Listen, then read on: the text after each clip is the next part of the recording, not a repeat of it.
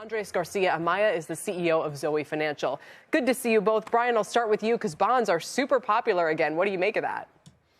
Well, it makes sense, especially if you go back a couple of weeks when 10-year notes were closer to 4% and 2-year notes at 5%. I think investors are smart to park their money there. Whether you have to be bearish on equities at the same time, I'll leave to somebody else. But I think bond valuations continue to attract investors. Cash looks great, and the Fed raises rates 25 basis points more. It looks even better. You think it looks even better because they're basically causing more of a slowdown, possibly more of an accident? Yeah, I mean, the Fed, well, the accident thing we'll come back to, but certainly they're fighting inflation. They're keeping a lid on things. And if you look at the $2 trillion parked in Fed repo, they're giving investors a very cheap alternative to other assets, right? You can just buy cash and earn 4 to 5%. And that's been a very long time since you had that. Andres, people are also super bearish on real estate. They're bearish on stocks more broadly. What do you make of the fund manager survey? Do you take it as a contrarian sign, meaning, bulls would say, hey, we love to see a hated rally. That means it can keep going. Yeah, I think part of this rally is due for the fact that we didn't have a banking crisis, right? To a certain extent, that is good news. But now we're faced with the music of what is going to drive the next leg when a money market fund gives you 4% returns without much risk. Right. So what would you say about that? I think that the stocks, especially here in the U.S., are stuck in this range until either one, inflation really gets back to 2 or 3%, which allows the Fed to lower interest rates and make equity more attractive versus the other options, or earnings revisions start to actually go upwards rather than downwards. And from that perspective, last time I checked, it's not in the cards for earnings revisions to go up in the next couple months. Even though we've been off to what some would say is a decent start, Andres, to the earnings season? I know it's early. It is super early. And I think it's important to remember that earnings season is taking into account January, February, and obviously March. But March is really when the world changed, right, with Silicon Valley Bank, et cetera.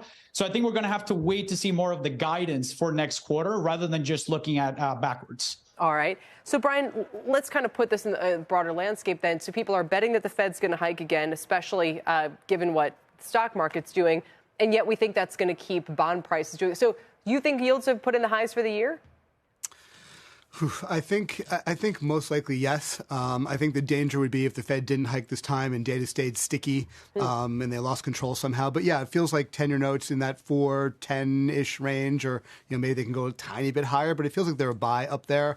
It's hard to see them through much through 3.25 unless the data starts to turn. So as you just said, it's in a range, right? 10-year notes really have been in a tight range this year. The 2-year note's been harder, right? 5 down to call it 350, 360 during the mini crisis.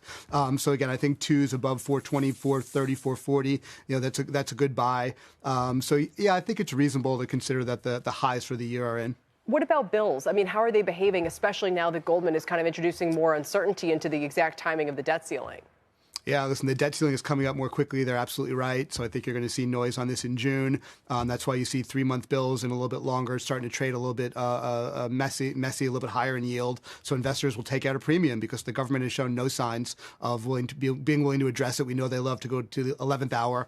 And so you're going to see dislocations in the bill market. People will be there to buy that, take advantage of it, but it's going to feel scary when we get closer to June. And ironically, we have a lot of household participation, Brian. Let's say I'm a household who owns bills that just happen to mature when we're in the middle of a debt ceiling problem. And I'm still going to get my money back just maybe a little bit later, or would certain bills just not get repaid? No. I don't think there's a big crisis. I think everything gets paid back. It's just a matter of how much noise you get around it. And listen, I don't think people are looking at the day-to-day pricing of their bills as the number one investment. So I think it's more noise. We've seen it before. Hopefully they don't push it too far. It's not good for the United States. It's not good for the dollar. But it'll all be okay when it's over. Andres, that's why I was struck by Leader McCarthy visiting the New York Stock Exchange yesterday and making a point of giving this speech during market hours and emphasizing that he wants, if you sort of read between the lines of what he said on CNBC, he wants to take advantage of this opportunity that he thinks will otherwise kind of pass. That's not something that's going to reassure people who are hoping that maybe we wouldn't have a fight this time around. Yeah, no, ultimately, I think the stock market in particular is going to focus on earnings and is going to focus on inflation. Sure, there's going to be some noise and some, headlines around what happens in the next couple months.